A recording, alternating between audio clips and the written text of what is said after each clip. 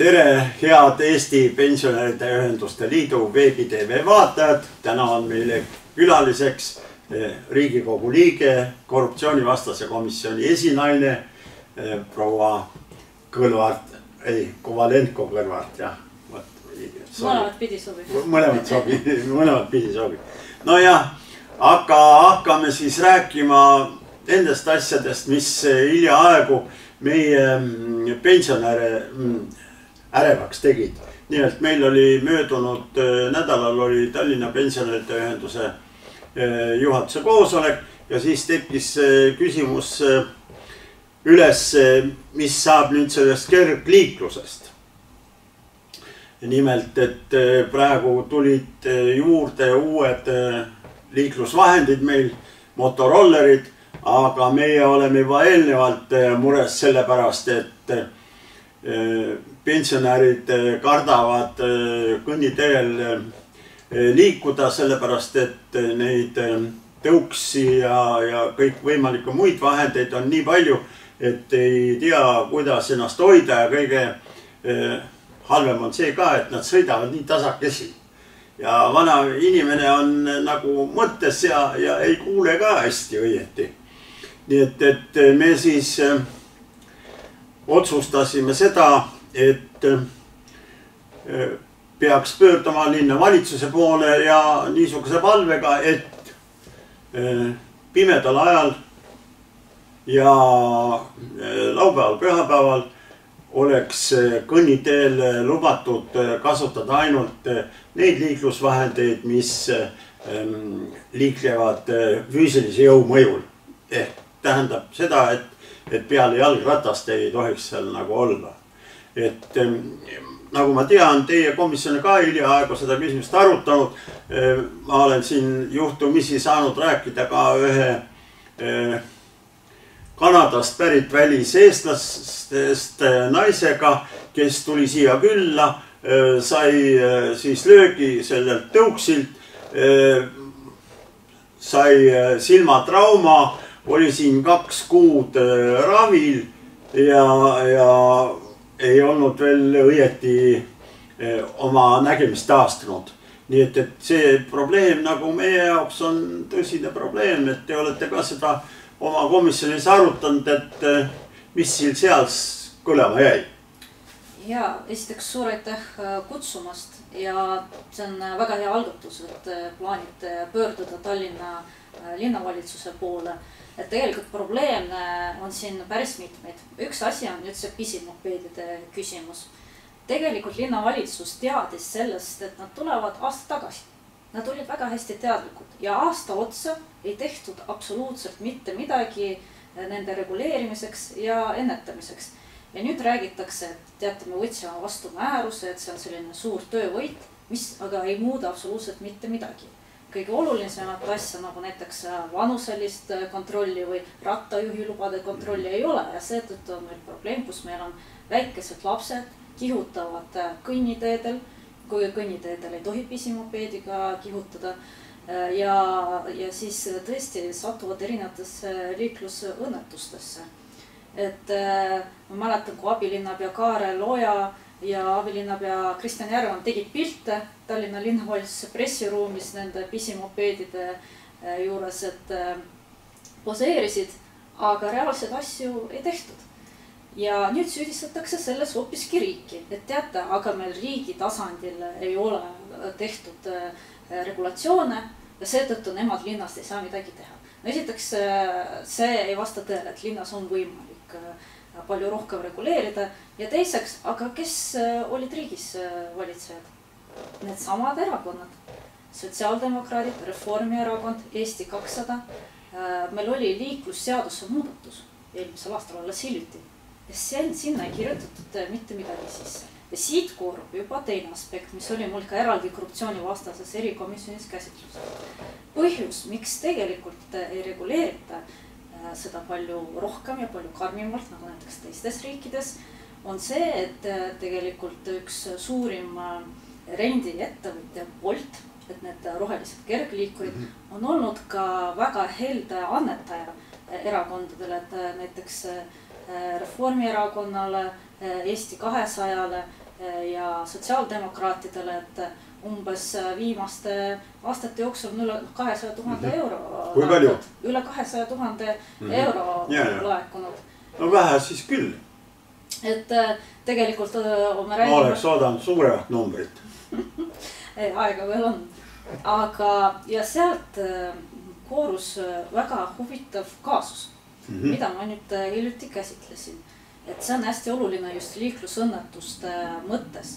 Et meil võeti vastu selline seadus, kus liikluskindlustusega peavad olema kaetud kergliikurid. Aga sinna pandi sisse selline asi, et see kehtib alates 25 kilogrammist.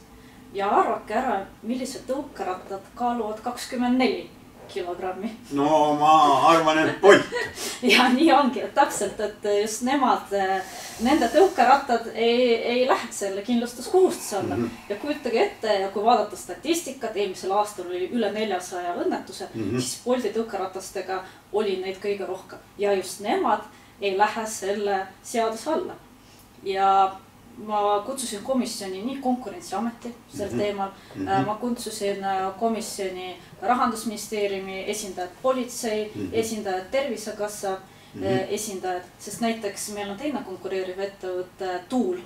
Nemad kaaluvad rohkem ja nemad kusjuures lähevad kindlustuskohustusele. Nende rattad kaaluvad rohkem ja nemad maksavad. Jah, et kuidas siis tehti selline seadus, teades, et ühele ettevõttele luuakse selge eelis.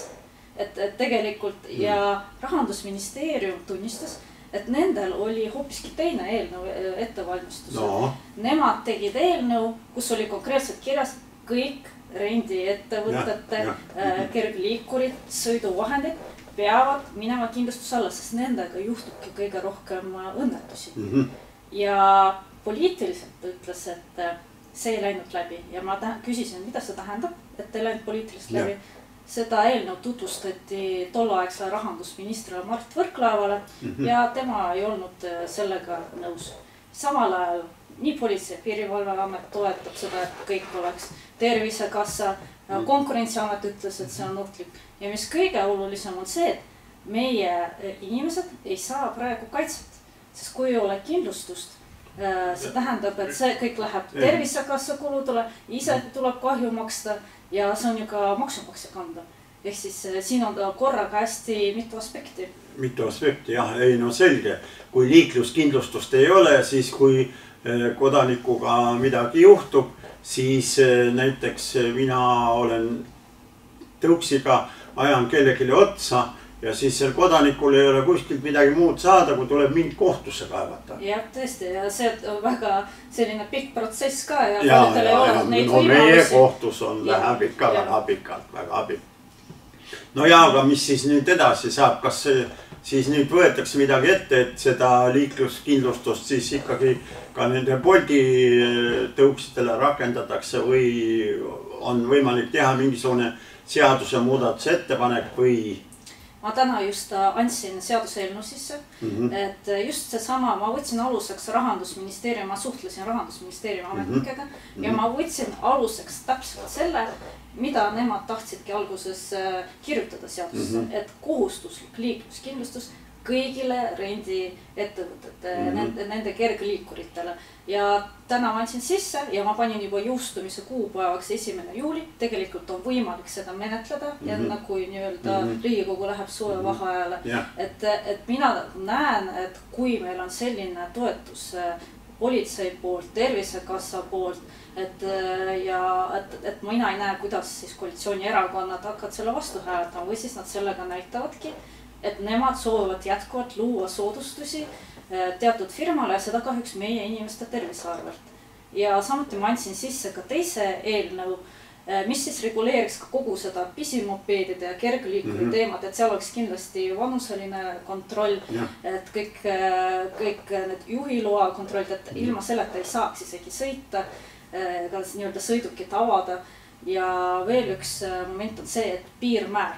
Meil ei ole praegu piirmäära kergliikuritele, et põhimõtteliselt võib linn olla täiesti täis ja meil ei ole piirangud.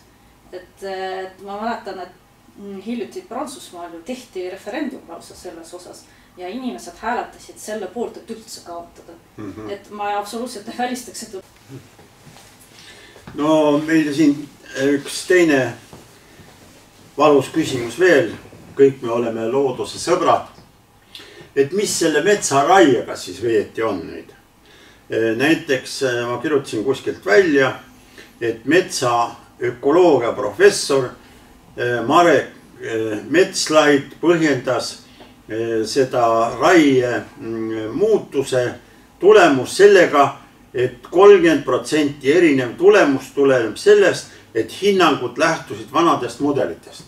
Mul tuleb meelde seoses sellega ka tähendab see, et kui palju siis need metsad ikkagi süsinikku eraldavad. Alguses oli jutt, et nad ikka neelavad, aga siis tuli välja, et on uus metoodika ja uue metoodika järgi tuli välja hoopis, et nad ei neela, vaid nad eraldavad. Et mis selle metsaga siis nüüd õieti lahti on? Tegelikult jah, kas see teema oli meil erikomisjonis käsitlusel, sest me näeme, et mets on tegelikult raiutud rohkem, kui seda on peal kasvanud ja see on tegelikult numbrites on seda võimalik välja näha, aga pidevalt on numbritega manipuleeritud. Et sealt on see tekkinud arusaamatus, et mis siis meil reaalselt on toimunud metsaga. Ja probleem tegelikult algas poliitiliselt, kasutan sõna poliitiliselt sellest, et kunagi pandi konkreetne siis number metsanduse arengukavasse, mis siis lubas nii-öelda raiuda rohkem, kui tegelikult oleks tohtinud. Ja siin on küsimus kõige suurem, et kuidas see number sinna sattus. Et ega sellele kindlasti eelnesid läbirääkimised, võimalik lobitöö ja veel paralleelselt võeti vastu ka selline seadus, kus siis alandati kuusikut sellist raievanust. Ja kui kõik see vastu võeti, siis selle asemel, et hajutada seda aastate kaupa, hakati koheselt väga kiiresti seda metsa maha võtma, et eriti erametsades, et isegi RMK on püüdnud natukene nagu hajutada, aga ka täna tegelikult on RMK uus juhtkond ka tunnistanud, et metsa on üle raiutud ja neil on probleem. Ja nüüd me kuuleme, kuidas Kristen Michal ütleb otse välja, et me hakkame vähendama looduskaitse piiranguid ja selle jaoks, et majandus elavdada. Et siin on küsimus, mida see tähendab. Et on täiesti võimalik, et nüüd hakatakse vaatama, et kuidas oleks võimalik metsa veel rohkem raiuda. Ja me teame, et meil on Eesti 200-st kindlad ettevõtjad, on üks vähemalt väga kindel poliitik, kes isegi väga avalikult meedias võtab sõna, et metsa tulebki veel rohkem raiuda, aga ta on ise sellega seotud ja siis ütleb, aga seda me kasutame siis pensionite maksmiseks ja õpetajate palga maksmiseks, et selline loogika. See on, vaat selle peale peab küll tõesti tulema, et seda niimoodi põhjendada, et pensionite maksmiseks. Aga seda ma pean vist ütlema, et tõepoolest on hakatud rohkem raiuma, jah. Sellest ma sõidan tihti mööda Peterburi maanteed ja seal kuskil Maardu ja Jõelähtme vahel paremat kätt, seal olid vanasti kuskil niisugused, no ma ei tea, 10-15 sentimeetrit läbimõõduga puud. See on kõik nüüd maha tõmmatud. Ma ise mõtlesin, et huvitav, et neid, mille jaoks küll või noh, ei oskagi ausalt seisukohta võtta. Et milleks niisugust võsa maha võtta. Et tõesti meil on jämeda palgimaht väga korralikult vähenenud. Ja kõige huvitavam on see, et Kliimaministeerium tegelikult üldse absoluutselt ei tunnista üle raiet. Isegi kui näidata erinevad numbrid, isegi kui viidata sellele, mida RMK räägib, Kliimaministeerium ise räägib, et kõik on korras. Ja nüüd see sama veel küsimus, millele te viitasite, see CO2 küsimus. Yeah. Me juba täna peame selle üle raie pärast kõik hakkama maksma trahvi.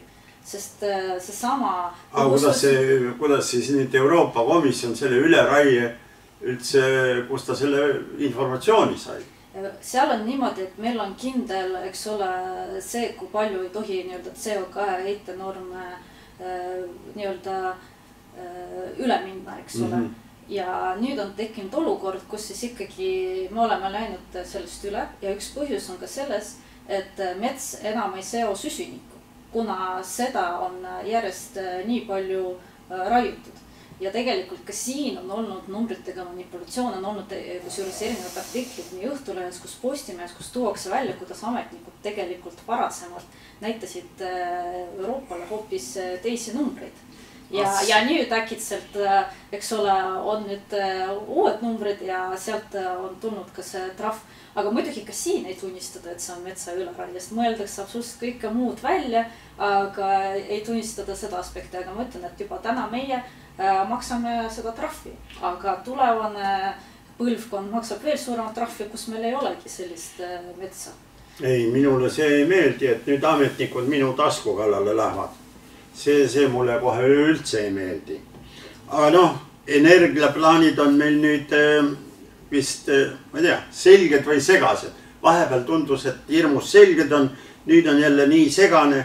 Ma ei tea, miks see Enefit Green siis nüüd uuesti riigistatakse. Vahepeal oli siin juttu, et töötab nii hästi, et ainult, et vaat see hind on madal, et tänu sellele nad ei saa nii palju toota, et nad ei mahu selle hinnaskaalasse. Nüüd teda riigistatakse, kas nüüd tuli midagi paremaks läks või ma ei saagi õieti aru, et mis selle mõte on või? No esiteks see veel kord tegelikult tõestab seda, et Reformierakonnal pole üleüldse tegelikult energiapoliitilist vaadet, aga ka omanikupoliitikas, mis puudutab just Eesti Energiat, on täielik segadus.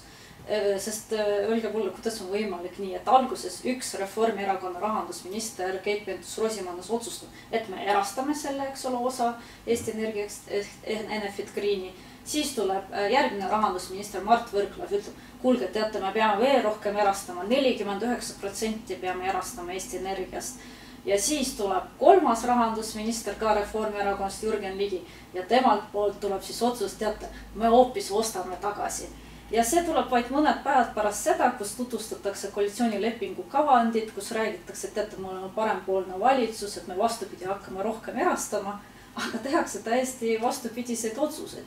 Ja mida see tegelikult otsus veel tõestas ära, on see, et taastuvenergia selline ei suuda ilma riikliku toetuseta, ilma sellise subsideerimise hakkama saada, et see Enefit Green ei saanud hakkama ja need probleemid, mida nad praegu välja toovad, need olid teada, need riskid juba siis. Kas või see, et kui üks ettevõte on börsil, teine ei ole, Eesti Energia, eks ole, neil ei olnud võimalik omavahel infot vahetada, ei olnud võimalik, eks ole, rahalisi vahendeid, sest et börsil on kindlalt reeglid, mis tegid täiesti keeruliseks selle koostöö. Ja nüüd muidugi saadi aru, et tegelikult ma arvan, et see oli juba tükk aega, aga ei juletud sellest rääkida.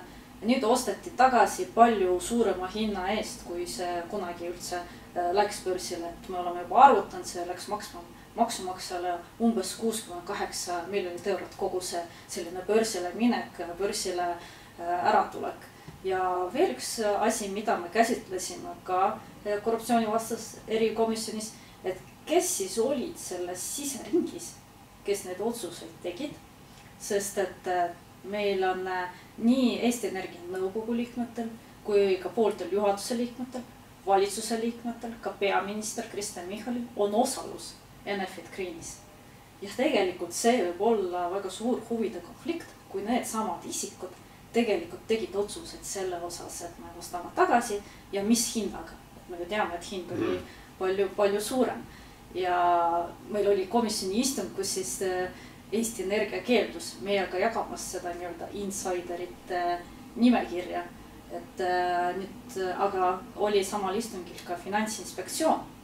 Ja nemad ütles, et nad ei näe mitte ühtegi põhjust, miks Eesti Energia ei peaks Riigikogu liikmetega seda jagama, sest me ju teostame ka järelevalve. Ja nüüd me oleme esitanud uue palve, et me soovime ikkagi kes need inimesed olid otsuste juures ja kas neil on ka vastavad aktsiad. Aga äkki asi on hoopis selles, et Eesti Energia on ennast lõhki laenanud ja tema võlakirja väärtus Londoni turul on võib-olla ka nii madalaks jäänud, et on lihtsalt vaja kuidagi Eesti Energia vara suurendada ühel või teisel kombel, ma ei tea.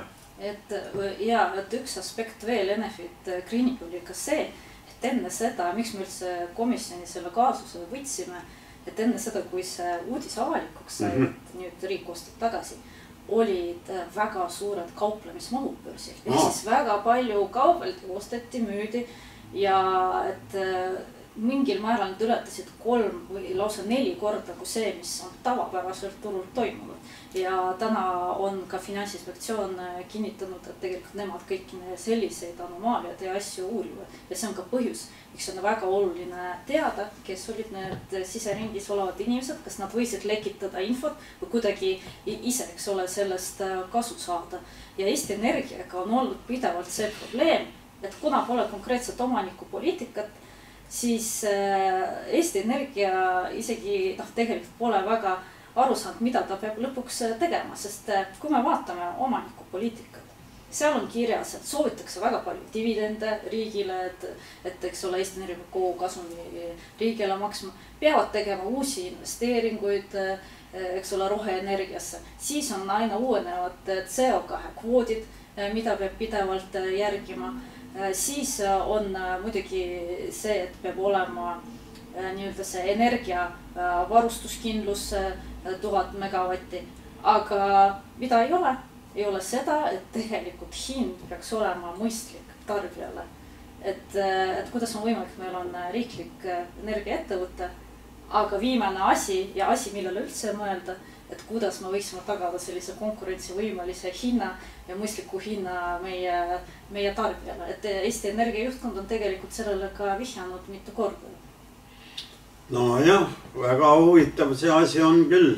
Täna oli kusjuures uudis, ma lugesin, et Eesti Energia ei soovi dividende maksta riigile. Nad ütlevad, me ei saa hakkama. Meil on vaja endal investeeringuid teha. No jah, aga küsimus ongi selles, eks ole, nad ju maksavad selle